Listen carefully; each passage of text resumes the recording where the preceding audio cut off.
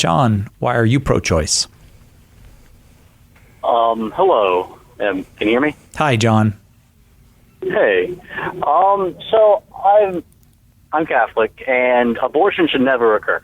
That's one thing I want to say. Now, I'm skeptical on whether making it illegal will actually help in ending abortion. Because if it's legal, then abortion clinics exist, and us Catholics and Christians should actually be outside of it and talking to these women that are thinking about getting abortions and doing that awful act. But if it were illegal, then they do it in secret. And there's no way we could actually talk and find them and communicate how it's wrong and how it's bad and it shouldn't be done. Well, let me address that argument, John. So you're saying, well, if abortion is illegal, we'll have less opportunities to personally engage those who are choosing to have an abortion because it will be clandestine. People will be secretly choosing to do it. I don't think that's a sufficient justification to keep abortion legal for a variety of reasons. Number one, if our goal is to educate people that abortion is wrong, one of the best ways we can do that is by making it illegal, because civil law acts as a teacher. Most people are law abiding. Most people do not break the law, one, because they don't want punishment, and two, because the law informs them things are wrong, and most people want to choose to do good. Maybe not all the time, but they want to do it at least some of the time, and for important issues. So if it's illegal, that communicates the message abortion is wrong to tons and tons of people. I've spoken to women who are post-abortive who got abortions in the late 70s, and they said the reason they did was because, well, it was legal now, so I didn't think there could be anything wrong with it if it turned out that it was legal. So one, I think having it be illegal communicates that really strong message to people. Second, well, I guess that might be my main point there. Would you like to elaborate a little bit more on that? Because I think we can still communicate to people that something is wrong without having to make it legal. We do the same thing with robbing banks or committing fraud or doing all other sorts of crimes like that. Oh, here's the other point I wanted to raise.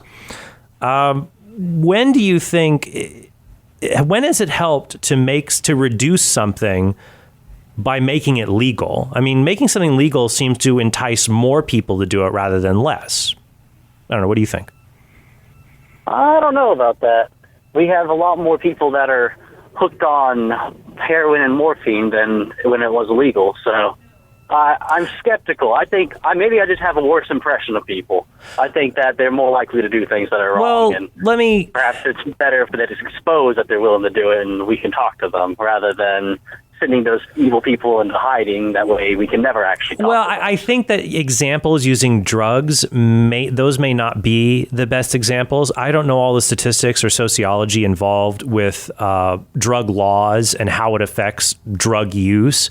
And with drug laws, whether decriminalization or legality, how it raises or lowers drug use numbers.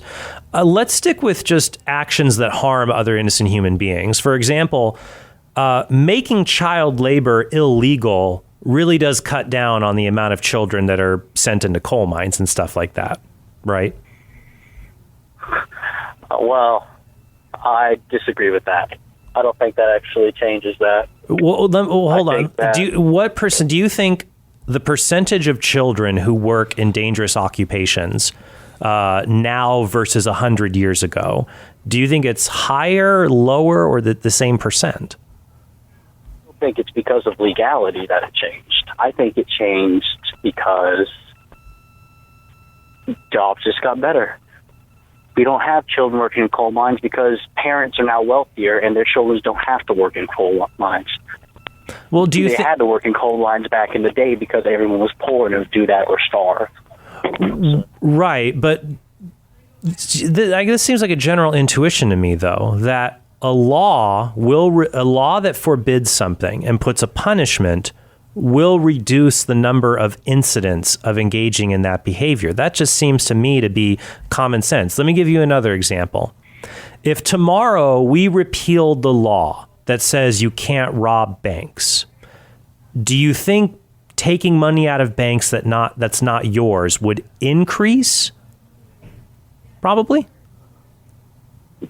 Well, it depends. How well armed are those banks?